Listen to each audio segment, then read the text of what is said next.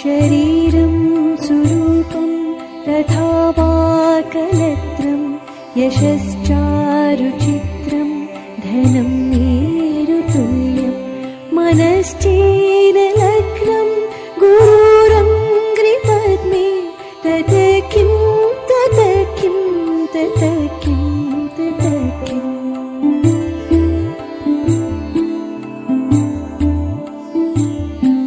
कलत्रं धनं पुत्रपौत्रादि सर्वं गृहं बान्धवा सर्वमेतद्धिजातं मनश्चेनलग्नं गुरुरङ्घ्रिपद्मे तत किं तत किं तत किं तत किम्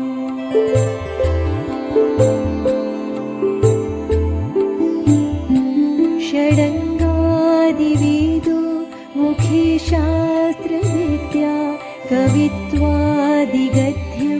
सुपद्यं करोति मनश्चेनलग्नं गुरुरङ्घ्रिपद्मे तत किं तत किं तत किं तत किम्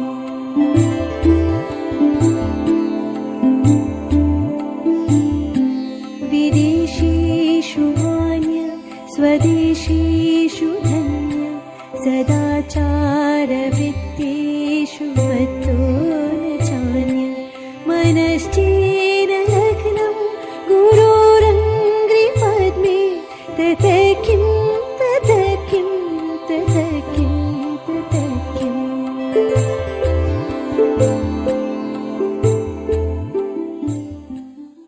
ओम शांति। तपस्या के 2 दिन पूरे हुए। आज का 3रा दिन। एक दिवस। चेतना में नया उत्साह भरे। एक दिवस आत्मक्रांति का दिन हो। एक दिवस विद्रोह का दिन हो। किसके खिलाफ विद्रोह? स्वयं के खिलाफ। एक दिवस संन्यास दीक्षा का दिन हो। कौन सा संन्यास? देह और संसार, जहां मिट्टी लगने लगे। संसार के सारे आकर्षण जहां गिर जाए। अब तक जिन सुखों को सत्य मानते थे वो मिथ्या भासित होने लगे। अब तक जिसे सुख समझते थे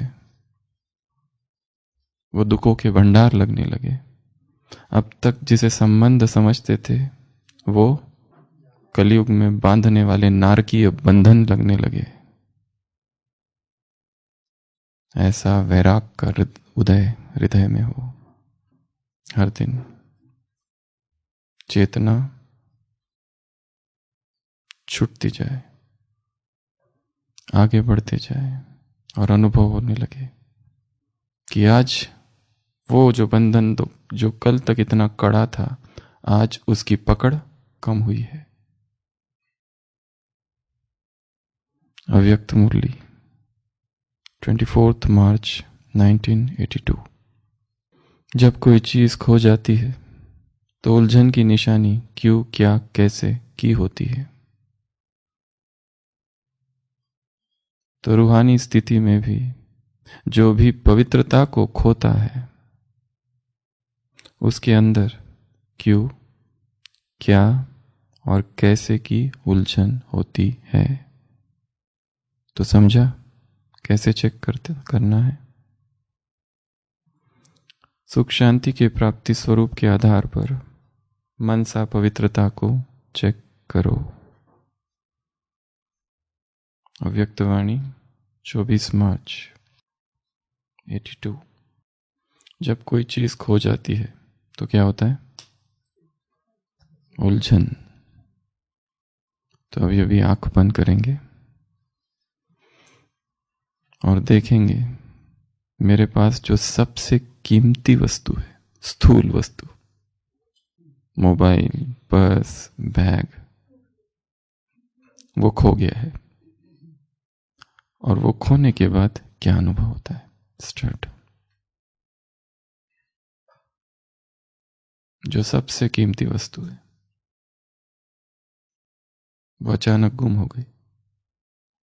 मन में किस तरह के संकल्प उत्पन्न हो रहे हैं।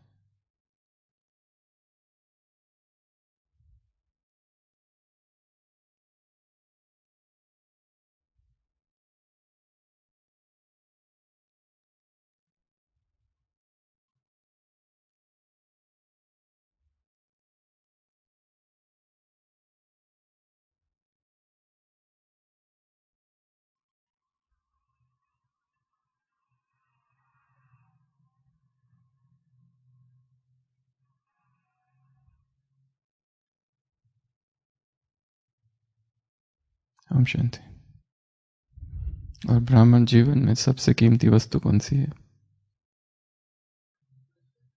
सूक्ष्म, प्यूरिटी। अब फिर से एक बार आंख बंद करेंगे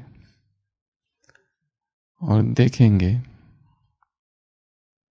कि अगर ये प्यूरिटी खो जाए और सबको इसके बारे में पता चल जाए तो मन में किस तरह के भाव उत्पन्न होंगे। सब कुछ है, बाकी कुछ पैसा है, धन है, संपत्ति है, परंतु अब लोग उस दृष्टि से नहीं देख रहे।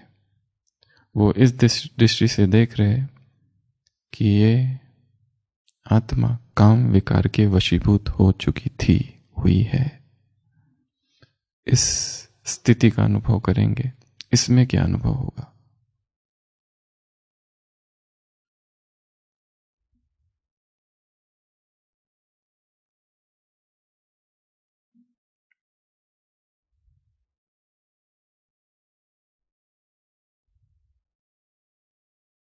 किस तरह की बातें लोग कहेंगे?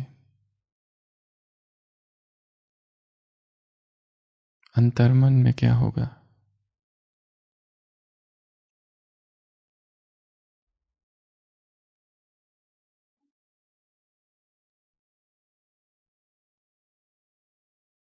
बाबा क्या कहेंगे?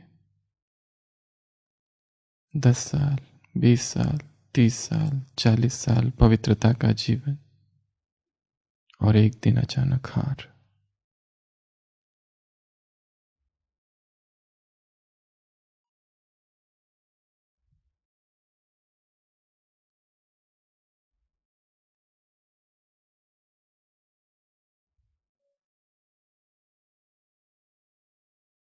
हम शांति। तो रूहानी स्थिति में जो भी पवित्रता को खोता है उसके अंदर क्या होता है? आत्मग्लानि, दुख, गिल्ट कॉन्शियसनेस, जो आत्मा को मार डालती है। बाहर से सब कुछ है, परंतु अपराध भाव क्या कर देता है? आत्मा को खाते रहता है, कचोटते रहता है। वो टीस उठती है अंदर। और जब जब ऐसी आत्मा मुरली सुनेगी, सत्संग में बैठेगी ब्राह्मण परिवार के साथ, अंदर से बेचैनी रहेगी, दुख रहेगा, किसी को बता नहीं सकेगी, अंदर छिपाने का भाव रहेगा। बाकी सब तो बता देगी पर ये नहीं बताएगी।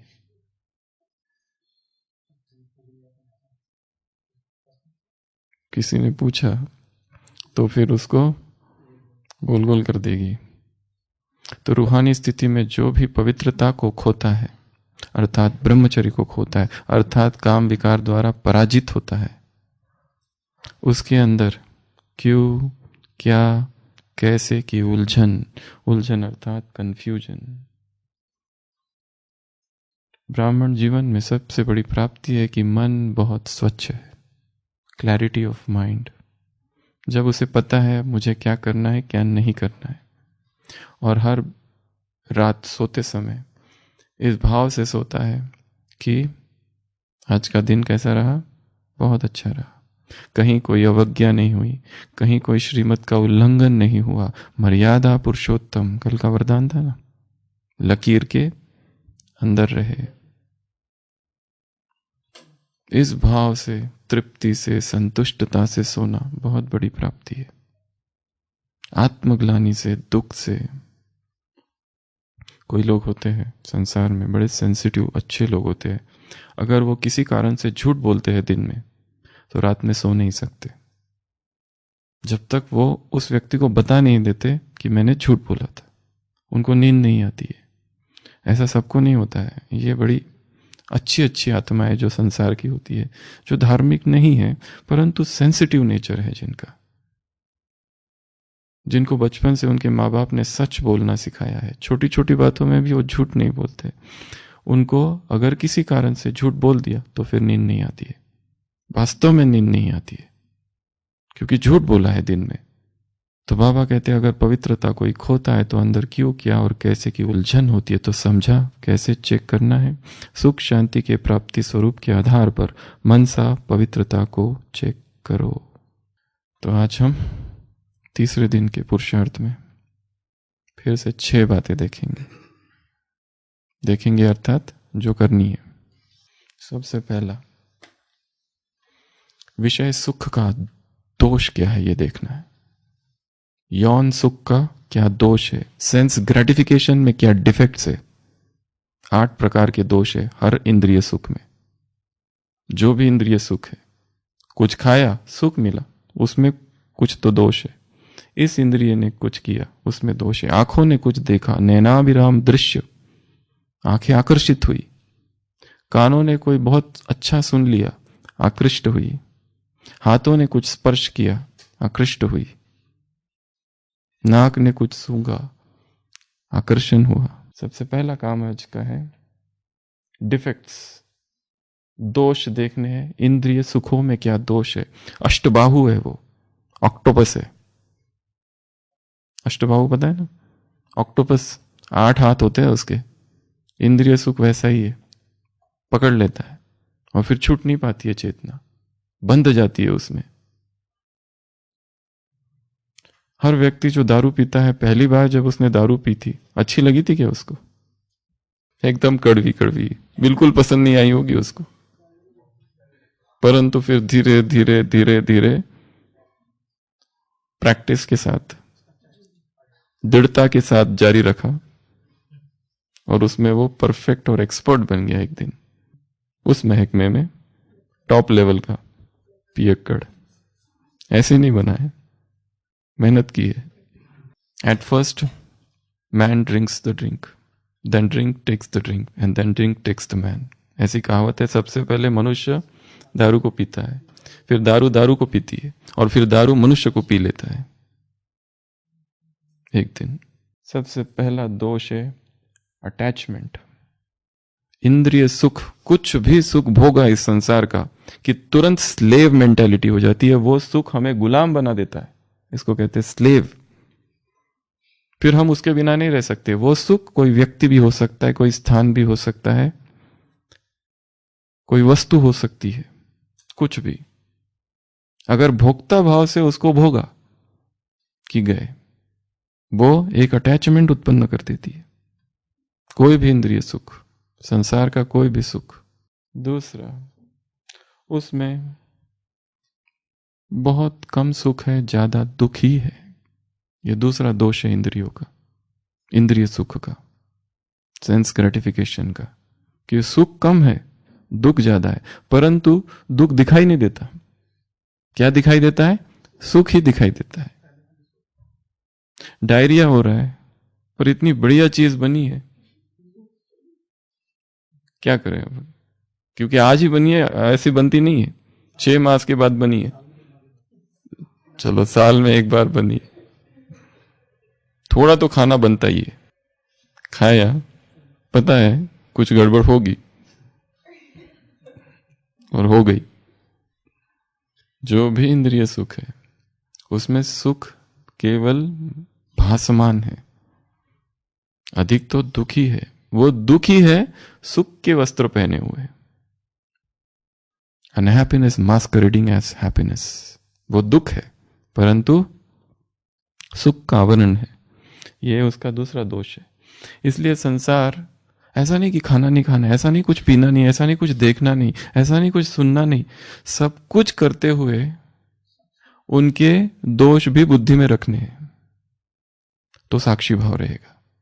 नहीं तो तुरंत भोक्ता भाव से उसको भोगना चालू कर देंगे, और भोक्ता भाव जहां आया वहां साक्षी से तो नीचे गिर गए, साक्षी रह नहीं पाएंगे, साक्षी केवल सिद्धांत रह जाएगा। फिर कुछ खा रहे हैं, ये भाव सजगता, मैं खा रहा हूं, चलना है मैं चल रहा हूं, इस सजगता के साथ अपनी जो प्लेट है ना, प्लेट की साइज थोड़ी छोटी कर देनी है। खाने की छोटी प्लेट रहेगी ना तो कम चीजें रहेगी उसमें, और खाने की जो क्रिया है उसको स्लो कर देनी है, धीरे धीरे। क्योंकि बहुत प्यास लगी, बहुत प्यास लगी, गन्ने का जूस मिल रहा है, वो कहता है कितना दूं, वो कहते हैं 4 ग्लास दो, प्यास बहुत है, और पहला लिया, दूसरा लिया, तीसरा लिया, 4 लिया, अब थोड़ा ठीक लग रहा है। वास्तव में इतनी प्यास थी नहीं, इतनी प्यास थी नहीं। वो एक ही ग्लास को अगर धीरे धीरे पीता व्यक्ति, और पीने की जो क्रिया है वो माइंडफुल अगर हो जाती, उसको देख देख के आहा कितना अच्छा है, ग्लास कितना अच्छा है, उसका रंग कितना अच्छा है, उसकी टेस्ट कितनी अच्छी है, एक एक को देखते देखते, उस पर चिंतन करते करते, उसकी न्यूट्रिटिव वैल्यू क्या है, कितना लाइव फूड है, ये हाई वाइब्रेशनल फूड है, प्रकृति प्रदत्त है, भगवान का दिया हुआ है। उन गन्नों को किसने पकाया, सीधा सन कुक्ड है।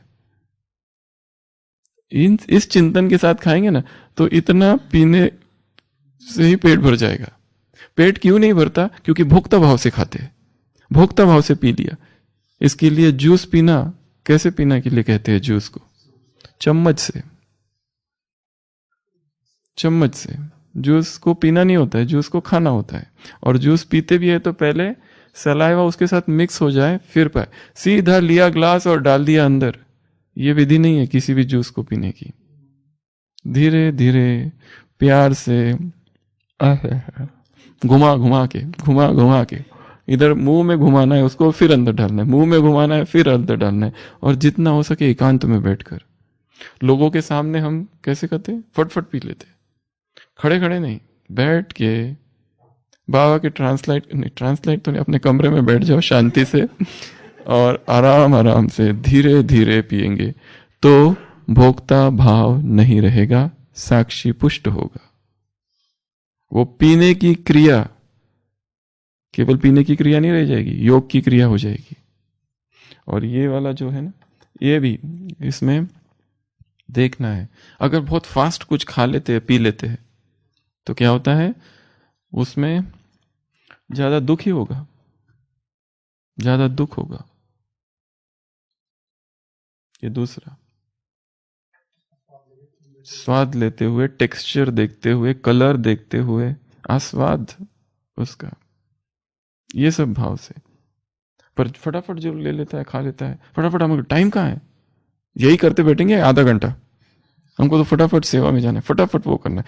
जब ये कर रहे हैं तो सेवा में जाना है, जब सेवा में गए तो उसको भी जल्दी जल्दी करना है, जल्दी जल्दी जल्दी, हर चीज जल्दी जल्दी करनी। वो सेवा पूर्ण हुई, उसके आगे का जल्दी करना है, हर चीज जल्दी करनी है। ये जो हरि है, ये वरी को जन्म देती है, और वरी सारी बीमारियों की जन्मदाता है। तीसरा, क्रेविंग। क्रेविंग अर्थात तलब। कोई भी चीज को भोक्ता भाव से स्वीकार किया तो क्या होता है, क्रेविंग होती है उसकी। स्मोकिंग कर लिया व्यक्ति ने, 4 दिन से स्मोकिंग नहीं कर रहा है, क्या होता है, तलब होती है उसको। अगर नहीं मिली स्मोकिंग तो कंपन आने लगते हैं हाथ में, और कुछ कुछ होने लगता है, उसके शरीर में कुछ होने लगता है, एडमिट करना पड़ता है, विड्रॉल सिम्टम्स कहते हैं इसको। वो सारे विड्रॉल सिम्टम्स काम विकार में सबसे ज्यादा है। यह साधना ब्रह्मचर्य की है। जितनी इंद्रिय है शरीर में, सबसे ज्यादा शक्तिशाली इंद्रिय आंख नहीं है, जनेंद्रिय। ये सबसे पावरफुल इंद्रिय है। उसका जो एडिक्शन है, उसके सामने मुख का, जबान का, ये सारे एडिक्शन फीके है। सारा संसार एक ही तो विकार में जकड़ा हुआ है, काम। यौन केंद्र है संसार के सुख का। यौन सुख सबसे बड़ा सुख है। अगर किसी सुख की कोई बात करता है तो उसकी कंपैरिजन इस यौन सुख से किया जा सकता है। क्या इससे भी बड़ा है वो? कहता कोई नहीं, बोलता कोई नहीं, चर्चा कहीं नहीं है, पर बड़ा सबसे यही है, क्योंकि सारी मानवता इसमें डूबी हुई है। सारी लिटरेचर, सारे साहित्य, सारी किताबें, सारे बुक्स, सारी फिल्में, सब इसके इर्द गिर्द ही घूम रही है। सारे मनुष्यों के संबंध इसी के इर्द गिर्द घूम रही है। सब कुछ पागल कर रखा है इसने, सबको विक्षिप्त कर दिया है मानवता को इस विकार ने। और विकार है ये कोई मानता ही नहीं। अगर कोई ब्रह्मचर्य की चर्चा करे तो पहला तो ये कंपैरिजन किया जाता है कि क्या ब्रह्मचर्य का सुख काम सुख से अधिक है या नहीं, और ब्रह्मचर्य का सुख को पता भी कैसे चले।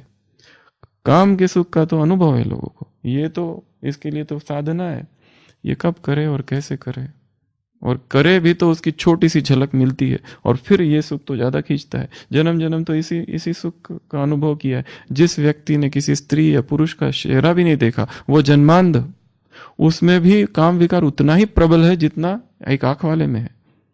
ये संबंध आंख का है ही नहीं, आत्मा का है। आत्मा में सबसे जो गहरी छाप है वो काम विकार की है, और किसी विकार की नहीं है। उसके सामने ये बाकी तो बहुत ही लिंबू टिम्बू है एकदम। इसके लिए क्रेविंग उत्पन्न होती है उससे। क्रेविंग अर्थात तलब। नहीं मिला तो बेचैनी, भयंकर बेचैनी। इसीलिए तो सारी मुरलियां केवल इसी एक विकार को जीतने के लिए है।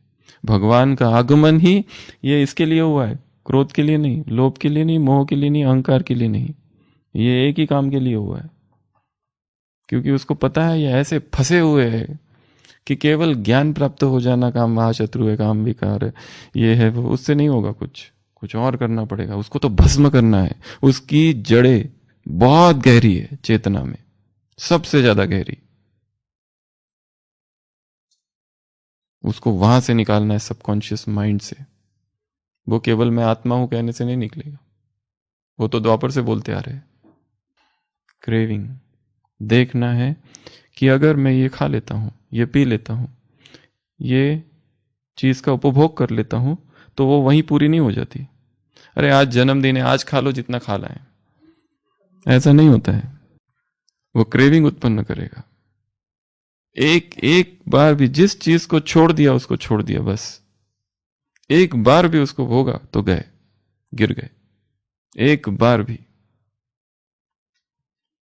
क्रेविंग। उसके बाद में डिसेप्टिव। सब धोखेबाज है। सारे सुख क्या है? धोखे देने वाले हैं, दगाबाज, बड़े ठग है एक एक सुख। ऊपर से लगता है कुछ नहीं होगा, कुछ नहीं लगता, थोड़ा सा नहीं है, ठग है वो, दबोच लेता है पंजे में।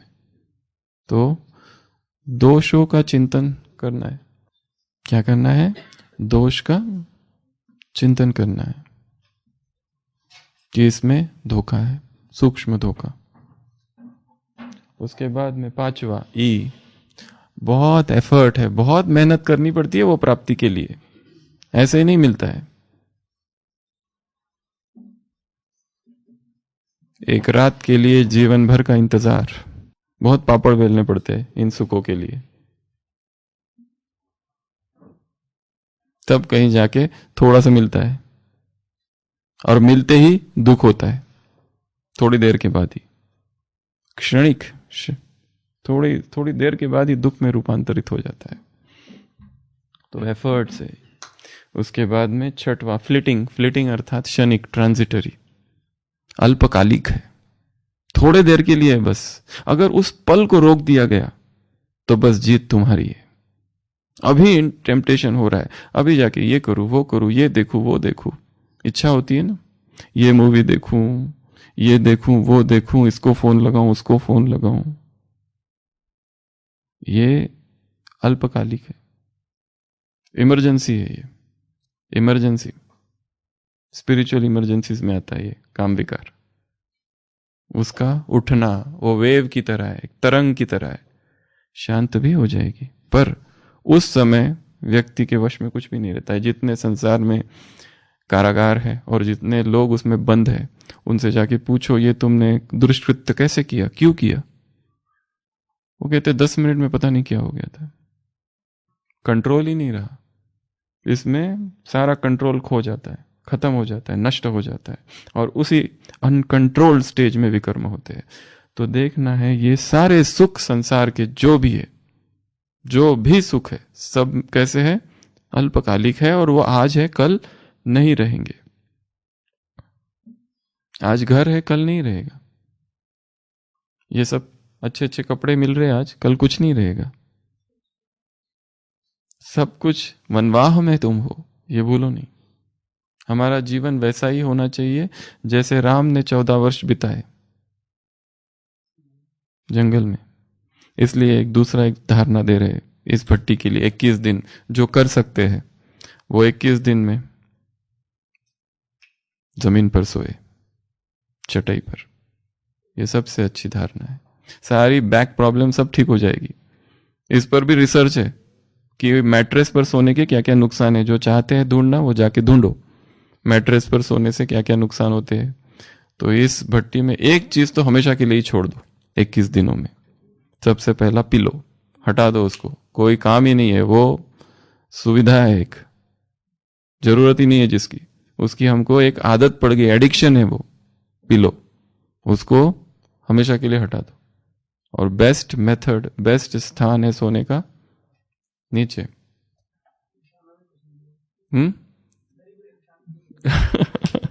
दरी बिछा लो। हाँ चलो, जिनके पास जगह कम है उनकी बात अलग है, परंतु अगर खाट पर सोना है तो वो जो खाट है वो भी कम से कम वो बिस्तर हो, गद्दा जिसमें थोड़ा चुभे, कड़क हो वो। ये मोटे मोटे मैट्रेस, डनलेप की मैट्रेस में, आत्मा भी डनलेप के मैट्रेस में सो जाती है। सुख सुविधाओं में तो तपस्या ही भंग हो गई है। तो ये धारणा बहुत अच्छी है। हमें याद है जब हमने पहली बार ये काम चालू किया था कुछ सालों पहले, ऐसा दर्द, आधी रात को उठ के सीधा बिस्तर पर चले गए, बिल्कुल सहन नहीं हुआ, इतना दर्द होने लगा। फिर दूसरे दिन फिर वैसा ही, तीसरे दिन फिर वैसा ही, और फिर अमृत वेला लेट, जल्दी उठते थे क्योंकि अभी जो बेड पर जो नींद आई वो बहुत अच्छी आई, तो वो थोड़ा लेट हो गया उठने में, 3:30 पौने 4 उठते उठते। पर धीरे धीरे इसकी भी आदत पड़ जाती है, फिर यही अच्छा लगने लगता है, फिर वो अच्छा ही नहीं लगता है। उसमें खाली बैठकर कुछ करना है तो वो करते हैं, बाकी सोने का काम है तो नीचे जमीन पर, फ्लैट सरफेस, जिसमें सुबह अपने आप नींद अच्छे से खुलती है, क्योंकि कोई उसको सुख नहीं मिल रहा है ना। उठने के बाद अच्छा लगता है ये, अब ठीक है। तो ये पिलो को तो हमेशा के लिए आउट कर देना है, और हो सके या तो जब जब समय मिले, जो दिन में सोते हैं वो कम से कम प्रैक्टिस के लिए तो इस पे सोए, प्रैक्टिस के लिए, प्रैक्टिस पहले प्रैक्टिस कर लो, चलो आधा घंटा 1 घंटा प्रैक्टिस के लिए तो कर सकते हैं। क्योंकि शरीर को तपाना है, शरीर को क्या करना है, तपाना होता है। जितना उसको भोग विलास में डालो ये सारी चीजें होगी, ये उसमें होगा, क्रेविंग होगी उसकी, वही अच्छा लगता है उसको। तो फ्लिटिंग। अगला 7, ज्ञान का शत्रु है इंद्रिय सुख। काम विकार ज्ञान का शत्रु है, काम भोग ज्ञान का शत्रु है, यौन सुख ज्ञान का शत्रु है।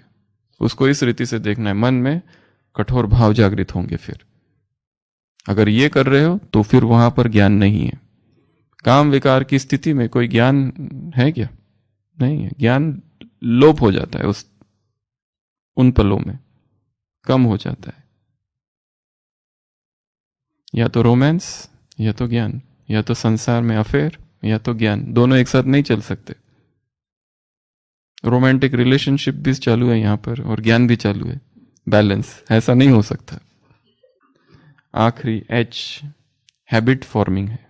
हैबिट फॉर्मिंग अर्थात संस्कार बन रहे हैं। एक बार खाने से वहां रुक नहीं गया वो, उसका क्या हो गया है?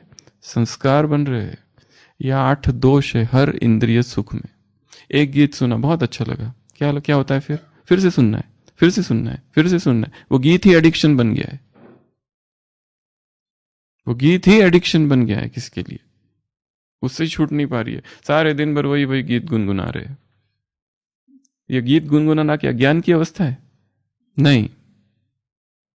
गीत अच्छा है, सुना, साक्षी भाव से सुना, अच्छा भी लगा, और उनके शब्दों की तरफ कहां ध्यान है हमारा? हमारा तो किसने गाया, और वो म्यूजिक कैसा है, और किस पर फिल्माया गया, उस पर ही ध्यान है। वो गीत तो खो गया। सबसे पहला काम आज जो करना है वो है इंद्रिय सुखों के दोषों का चिंतन करना है। और ये तो खाली पॉइंट सुना दिए, ये केवल एक कोरा ज्ञान था। अब इस ज्ञान को एकांत में बैठकर चिंतन करना है। क्या क्या होता है इंद्रिय सुखों में? गुलामी, ज्यादा दुख, कम सुख, क्रेविंग, धोखा, क्या क्या हो रहा है इसमें? ये सारे सुखों में कहीं ना कहीं धोखा है, आत्मग्लानि है। मन कहता है नहीं, एक्चुअली देखा जाए तो आत्मा साधना के लिए है, इन भोगों के लिए है ही नहीं। ये हमारा स्वभाव ही नहीं है। ये तो लिप्त कर देती है, उसको लिपायमान कर देती है आत्मा। विवेक का खून। तो ये सब हमारा काम ही नहीं है। उसकी वास्तविक स्थिति ही ब्रह्मचर्य है। तो ये पहला काम है आज का। क्या चिंतन करना है? दोष क्या क्या है। भोगते हुए भी दोष का चिंतन करते रहना है, ताकि वो जो इंटेंसिटी से जो भोग रहे हैं ना, वो इंटेंसिटी कम से कम होगी। ये चीज बनी है, मेरी पसंद की चीज है, खाओ, पर धीरे धीरे, अवेयरनेस के साथ, माइंडफुलनेस के साथ, निर्णय रहित सजगता, चॉइसलेस अवेयरनेस। दूसरा काम, ये जो अव्यक्त वाणी है, पवित्रता पर सबसे पावरफुल अव्यक्त मुरली है। 24 मार्च 1982 इस अव्यक्त मुरली का आज अध्ययन करना है सभी को। इस अव्यक्त मुरली को सबको आज पढ़ना है। 24 मार्च 1982 पूरी की पूरी मुरली पवित्रता पवित्रता पवित्रता पवित्रता। एक एक लाइन में शब्द है। बाप आए हैं तुम्हें पावन आत्माओं को देख रहे, पावन आत्मा बनाने के लिए। पवित्रता है, इसकी क्या परख है? कब कहा जाएगा पवित्रता, कब कहा जाएगा पवित्रता खो गई है, उसके निर्णायक क्या है, उसके मापदंड क्या है, वो सारी बातें इस मुरली में। तो ये आज का दूसरा काम है, आज सारे दिन भर जो करना है। आज तीसरा काम, जिस भी स्थान पर जाएंगे और जिस भी व्यक्ति को देखेंगे, सोचना है मैं इसे पावन कर रहा हूं। किचन में जा रहे हैं, मैं किचन को पावन कर रहा हूं। डाइनिंग में जा रहे हैं, मैं डाइनिंग को पावन कर रहा हूं। नकी पर जा रहे हैं, नकी को पावन कर रहे हैं। अनादरा पर जा रहे हैं, मैं अनादरा को पावन कर रहा हूं। अपने कमरे में जा रहे हैं, किस लिए जा रहा हूं? अपने कमरे को पावन करने के लिए। वॉशरूम में जा रहा हूं, किस लिए जा रहा हूं? वो बाथरूम के वायुमंडल को भी पवित्र करने के लिए जा रहा हूं। हर चीज को मुझे पावन करना है, हर स्थान को मुझे पावन करना है। एक स्थान। दूसरा, हर वस्तु को, जिसको मैं हाथ लगाऊंगा, ये पेन को हाथ लगाऊंगा ना, ये पावन। ये डस्टर को हाथ लगाऊंगा, पावन। हर वस्तु जिसको मैं हाथ लगाऊंगा, आज कपड़ों को हाथ लगाया, पावन।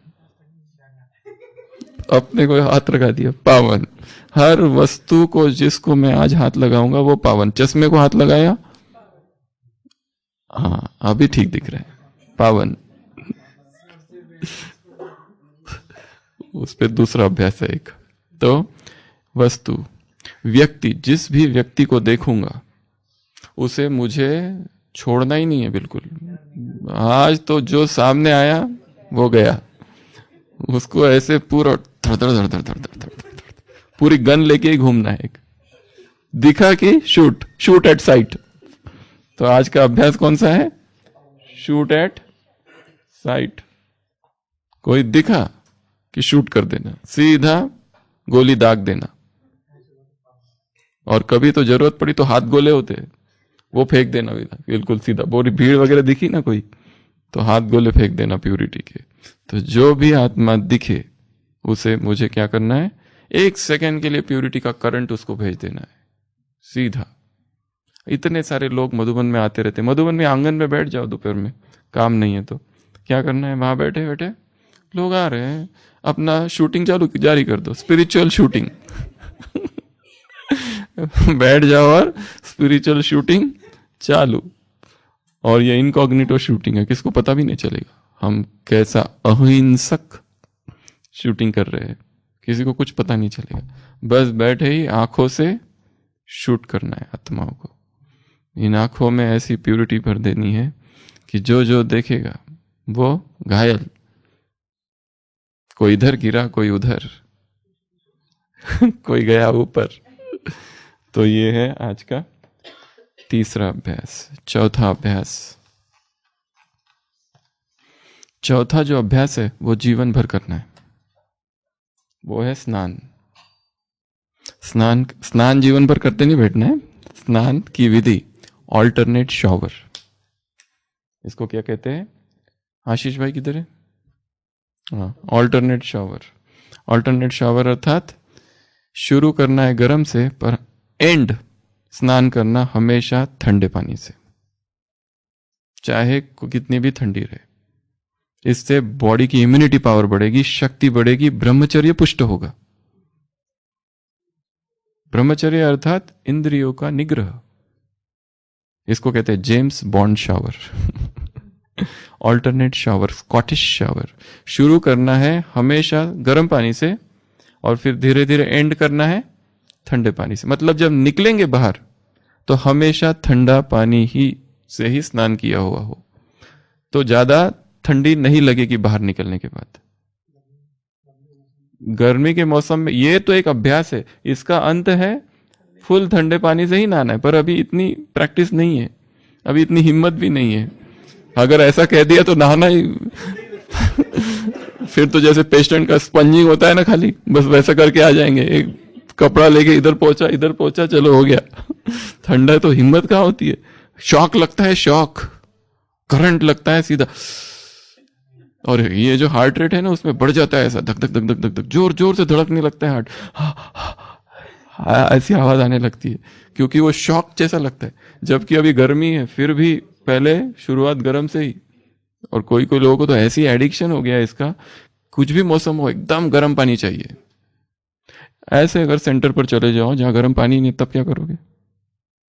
तो ये तो इमरजेंसी में हम तो तैयार ही नहीं है। इसका मतलब विदेश में, इसके पहले भी सुनाया था, एक स्थान है, उसका नाम मैं भूल रहा हूँ, एक प्रिजन है जहां पर कैदियों को रखा गया। आजू बाजू पूरा समुद्र ही समुद्र है और ठंडा पानी है, इतना आइसी कोल्ड वाटर है, पर वहां का कोई भी प्रिजनर भाग के नहीं जाता है, खुले दरवाजे, भाग के कोई नहीं जाता, क्योंकि रोज उनको गर्म पानी दिया जाता है नहाने के लिए, एकदम गर्मा गर्म। कौन इसको डुबकी लगाएगा उसमें पानी में? ठंडी से इतना डर बैठ गया है सबके मन में, सब प्रिजनर्स को एकदम हॉट वाटर दिया जाता है नहाने के लिए, तो वो तो कूदने की हिम्मत ही नहीं करता है कोई। हाँ, ये ऐसा है। तो ये तो बड़ी युक्ति है, स्ट्रेटेजी है सोचने वाले की। उनको सुख नहीं, उनको लग रहा है कि हाँ ये तो क्या प्रिजन है, क्या है ये, पहले दिन से गर्मा गर्म पानी है, तो घर में भी नहीं मिलता था जो यहाँ मिल रहा है।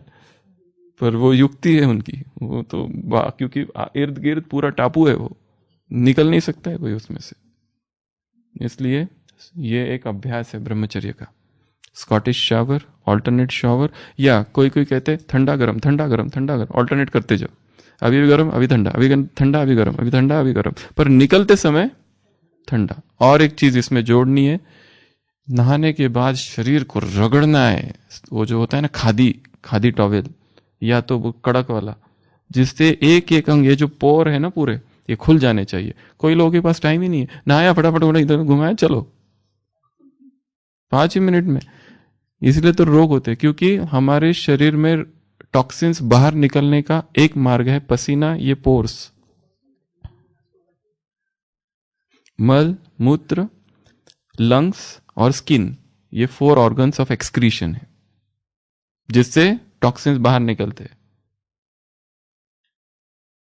तो ये जो चमड़ी है, नहाने के बाद उसको रगड़ के लाल हो जानी चाहिए थोड़ी, हाँ, जैसे भैंस को या घोड़े को कैसे उसको, वो उसका एक स्क्रबर भी आता है कपड़े वाला, उसको हाथ में ऐसे डाल के ऐसे ऐसे ऐसे ऐसे करना होता है।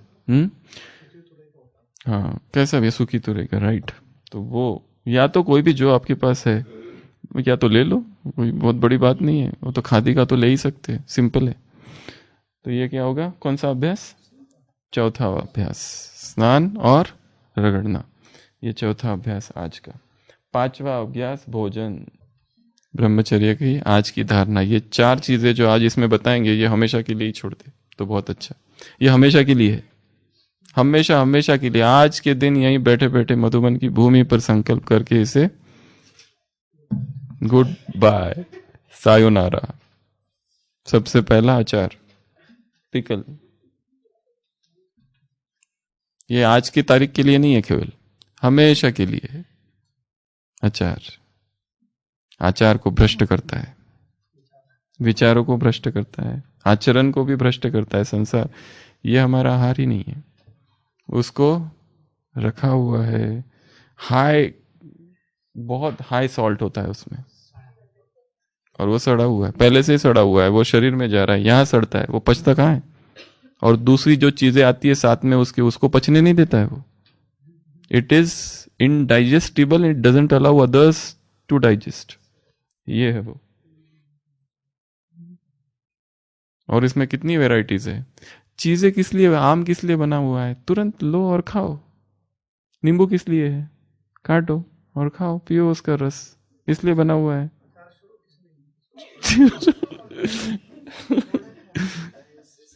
थोड़ा खाओ, जितना खाओ, क्यों डायरेक्ट खाओ जो है उसको, वो कितने दिन से रखा हुआ है, और जितना लंबा रखते कहते उतना और उसको टेस्टी बनता है वो। कोई भी अचार, कैसा भी अचार, वो स्वाद मात्र है। अभी 8 दोष देखे इंद्रियों के, वो सब उसमें लागू होते हैं, ये पहला काम। दूसरा, जैम, जैम, टमाटर कितना अच्छा है, काटो उसको और खाओ। टमाटर एक ऐसी चीज है संसार की, जैसे ही उसको पकाया जाता है वो अल्कलाइन से एसिडिक बन जाती है। इसके लिए अगर टमाटर किसी भी रूप में पकाया जाता है तो वो हमारा आहार नहीं है, एटलीस्ट इस एक बात के लिए। टोमेटोज जो है, the moment they are cooked they become acidic. इसके लिए जब भी टमाटर लेना हो अलग से ही लेना चाहिए, काट के कच्चा, और वो ज्यादा अच्छा भी लगता है।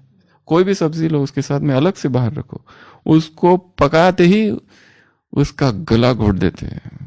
और वो कैसा बनता है देखा है उसको, ये इधर फ्रेश वाला रखो एक काटा हुआ, और उधर दूसरा वो पका के निकालो, कैसा दिखता है बेचारा, उसकी क्या हालत हो गई है।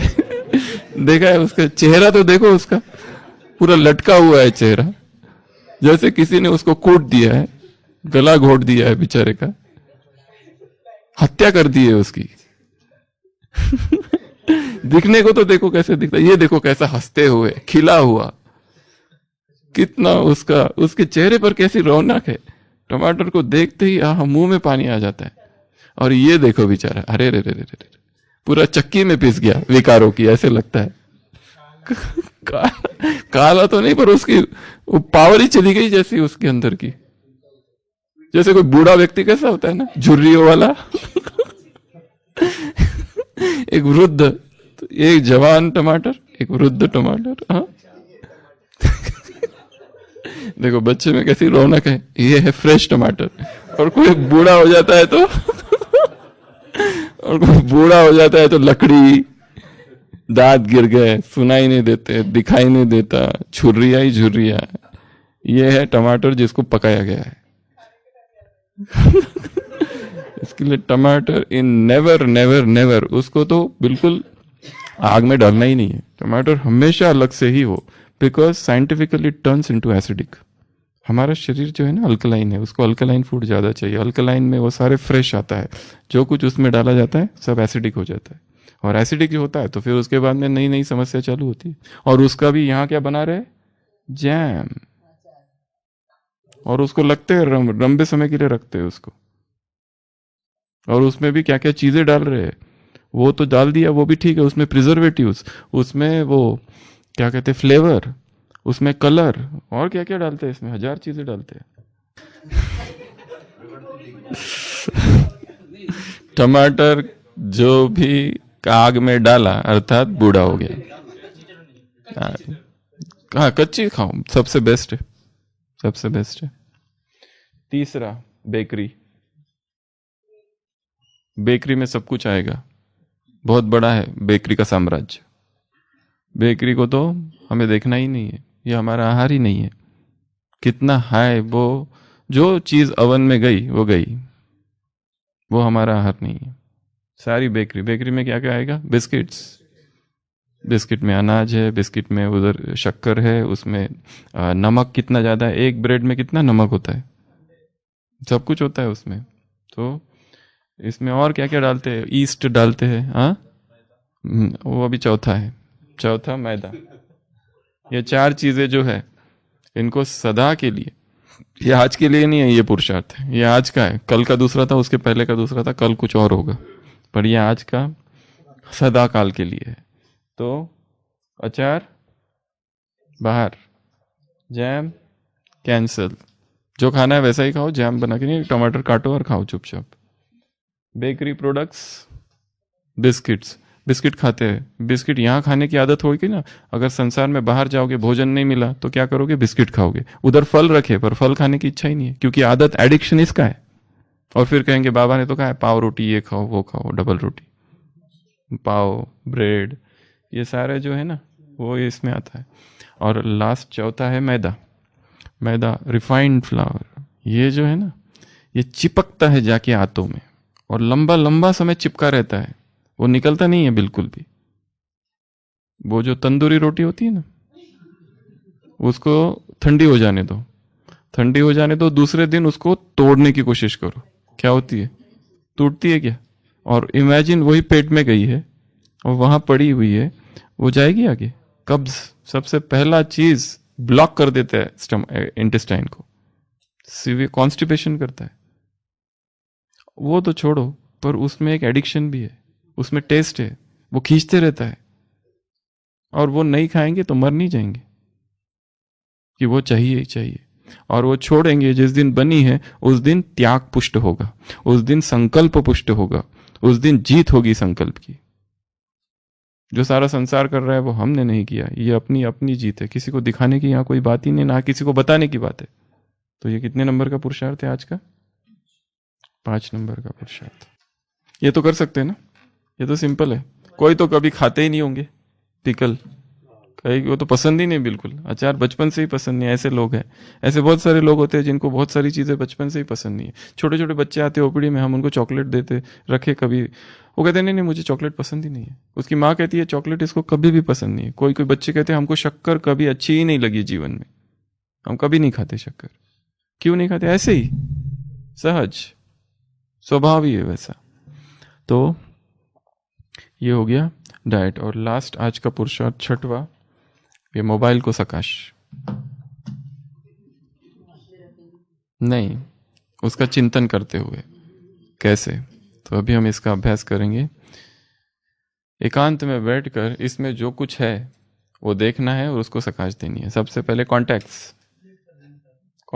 एक एक कॉन्टैक्ट जितने याद आते हैं सबको सकाश, फिर फोन नंबर्स, फिर मैसेजेस, फिर व्हाट्सएप, उसमें यूट्यूब, ये सबको सकाश दो प्यूरिटी की, ताकि जब हम इसको यूज करें तो कोई भी अपवित्र कर्म इस मोबाइल के द्वारा हमसे ना हो। जो मोबाइल जीवन का अंग है उसके कवर को सकाश दो, ये व्हाट्सएप को सकाश दो, हर चीज को सकाश दो, इसके गूगल को सकाश दो, हर चीज को, ताकि ये सुबह ही काम करना है, ताकि हमारे हाथों से, क्योंकि इससे सबसे ज्यादा मोबाइल से विकर्म हो रहे, सूक्ष्म में, एकांत में। ऐसा कुछ भी हम इसमें नहीं देखेंगे, ऐसा कुछ भी इसमें से हम नहीं करेंगे जिससे अपवित्रता हो। और जिससे भी बात करेंगे उसको प्यूरिटी के वाइब्रेशन, वो तो काम करना ही है, शूट एट साइट वाला शूटिंग तो चालू ही रहनी चाहिए दिन भर, जो दिखा उसको अपनी gun, keep the gun loaded, gun को लोड करके ही रखना है। दिखा चलाया, दिखा चलाया, जो जो दिखा उसको प्यूरिटी की किरणें देते गए, देते गए, देते गए। तो आज की ब्रह्मचर्य की साधना में, आज का साधना का तीसरा दिन, एक एक दिन महत्वपूर्ण हो, एक एक दिन आत्मा को हिला दे, चेतना को अंदर से हिला दे। तो 6 बातें कौन कौन सी देखी? सबसे पहले इंद्रिय सुखों के 8 दोष। आज सारे दिन भर जो कुछ खा रहे, पी रहे, जो कुछ कर रहे, आंखों से देख रहे, सुन रहे, उन 8 दोषों का चिंतन करते रहना है। दूसरा, अव्यक्त मुरली। उस अव्यक्त मुरली का कितनी बार अध्ययन करेंगे आज? कितनी बार करेंगे? 3 बार? ज्यादा हो गया? सही सही बताओ कितनी बार करेंगे? 24 मार्च 1982 ये पवित्रता पर मुरली है, जिसमें से हमने पढ़ा था। तो इस मुरली को अच्छे से पढ़ना है, एकांत में पढ़ना है। या तो तब तक पढ़ना है जब तक याद ना हो जाए। पूरी की पूरी याद कर लेना बहुत बड़ा पुरुषार्थ है। और वो याद करना ये लक्ष्य नहीं होता है, समझना लक्ष्य होता है। याद तो अपने आप हो जाती है। जैसे हमको उसके ऊपर कुछ बोलना है तो बहुत अध्ययन करना पड़ता है गहराई से। ये हो गया दूसरा। तीसरा अभ्यास, किसी को देखते ही प्यूरिटी की करंट देना। चौथा अभ्यास, स्नान कैसे करना है? पहले ठंडे गरम से चालू करके ठंडे से ही एंड करना है उसको, निकलते समय ठंडा, और रगड़ना है पूरे शरीर को। चौथा अगला अभ्यास, भोजन में 4 चीजें सदा के लिए टाटा। अचार कितना भी हो, अचार अर्थात भ्रष्ट चीज है वो, जाम अर्थात भ्रष्ट चीज है वो, ये मैदा अर्थात भ्रष्ट चीज है। इसको सदा के लिए मन से निकाल दो। दूसरे खाते रहे, हमें उनसे कोई विरोध नहीं है, ना ही हम उनको शिक्षा देंगे कि आप नहीं खाओ, हम भी नहीं खाते, ऐसा कुछ नहीं है। तुम चलने दो, चाहिए तो उनकी सेवा भी करो, जो जिसको चाहिए, हम उनका कोई विरोध नहीं। परंतु ये हमारा अपना संकल्प है। जैसे डायबिटिक पेशेंट होता है, वो नहीं खाता है, भोग है, वो कहता है नहीं मेरी शुगर 300 है, मैं कैसे खाऊं, डॉक्टर ने मना कर दिया है, खत्म, तुम भले खाओ। हाँ, और क्योंकि ये किसी को समझाने से कोई समझता नहीं है, ये इंटरनल कन्विक्शन है। जब तक खुद स्वयं व्यक्ति संकल्प नहीं करता, और लक्ष्य केवल भोजन का नहीं है, लक्ष्य है ब्रह्मचर्य का, लक्ष्य है इंद्रिय जीत बनने का, लक्ष्य बहुत ऊंचा है, लक्ष्य स्वाद से मुक्ति का है, बहुत ऊंचा लक्ष्य है। इसलिए अध्यात्म में कोई भोजन ही सब कुछ नहीं है। 10 चीजें हैं तो भोजन एक है। केवल भोजन ही करते रहेंगे और 9 नहीं करे तो कुछ नहीं होने वाला, वही फंस रह जाएगा, भोजन में फंसे रहेगा। कुछ नहीं खाता है पर वो बाकी 9 चीजें भी तो करनी है। Food is not everything. इसलिए हर एक का टाइम अपना अपना है भोजन में पुनर्जन्म का। इसलिए हम जबरदस्ती इसके लिए तो कर ही नहीं सकते। इंग्लिश में कहा जाता है you can change man's religion but not his diet. आप किसी व्यक्ति का धर्म बदल सकते हो, भोजन नहीं। वो जो खा रहा है ना वही खाएगा। साउथ इंडियन वालों को कहो कि भाई तुम बाबा के बने हो ना, अब ये रोटी खाओ, कैसे खाएगा वो? बाबा का हूं, बाबा से प्यार है, पर ये नहीं खा सकता, वो चाहिए मुझे, चावल ही चाहिए, इडली डोसा। वो एक अभ्यास। तो इसमें और एक क्या बताया? अचार, जाम, बेकरी प्रोडक्ट्स। ये जो बेकरी प्रोडक्ट्स है ना, ये भी एडिक्शन जैसा है। बिस्किट 3 खाए, रुकता है वहीं, पूरा पैकेट खत्म हो जाना चाहिए। वो क्रैक जैक, 50-50, पार्ले जी, ये खाओ और बाजू में ही रखा रहने दो, और कोई देखने वाला है नहीं। 3 क्रैक जैक खाने के बाद में कोई व्यक्ति रुकता है? नहीं रुकता है। भूख नहीं है फिर भी पूरा तो करना ही है, और पूरा होने के बाद और कहीं है क्या? बैग में हाथ डाल के देखता ही है, एक दूसरा तो था, पता नहीं कहाँ है, पर किसी से मांगेगा नहीं, मिल जाए तो खा लेता है। कभी दुकान में जाके खरीदता नहीं है। पर कोई बहन आ गई, कोई भाई आ गए, भाई ये लोग टोली बाबा के घर से, बाबा की बेकरी है, बाबा के घर एक भाई है बेकरी चलाता है, उसने खास आपके लिए भेजा है। हमने आज तक कभी खाया नहीं, पर वो भाई ने खास भेजा है, बाबा का बच्चा है। खाना चालू क्या करते हैं, 2 दिन में 4-10 पैकेट पूरे हो गए। तो ये कौन सी अवस्था थी? ये तो हार हो गई अचानक से। फिर 10 साल खाया ही नहीं, फिर अचानक खा लिया। संकल्प चाहिए, नो बेकरी आउट। अगला क्या बताया? मैदा। मैदे की कौन कौन सी चीजें हैं? मैदे की चीजें कौन कौन सी है? मैदे की चीजें कौन कौन सी है? छोले भटूरे, वो तो सबसे फेवरेट है कई लोगों का। कहाँ हाथ डाल दिया ये तो हमारे एकदम अंदर रखी थी चीज इधर छिपा के। हाँ, जलेबी में भी जलता है क्या? हाँ, तो वो सारा, वो हर चीज, एक चीज का संकल्प कर लिया तो ये चीजें अपने आप छूटती है। कि हमें वो चीज जिसमें ये है नहीं लेनी है, ये संकल्प कर लिया कि ये अपने आप ही चली गई। अब इसको एक एक का थोड़ी ना संकल्प करते पड़े, आज ये बना तो मैं वो नहीं लूंगा, ये बना तो वो नहीं लूंगा, कुछ नहीं। किसका हृदय विदीर्ण हो रहा है सुनते सुनते। ये क्या बोल दिया। नहीं, विद्रोह कर रहा है मन, तो हो रहे पीछे 3-4 लोग। ये क्या कह दिया। हाँ चलो ठीक है। और लास्ट पुरुषार्थ बताया इस मोबाइल को सकाश। अच्छा, ओम शांति।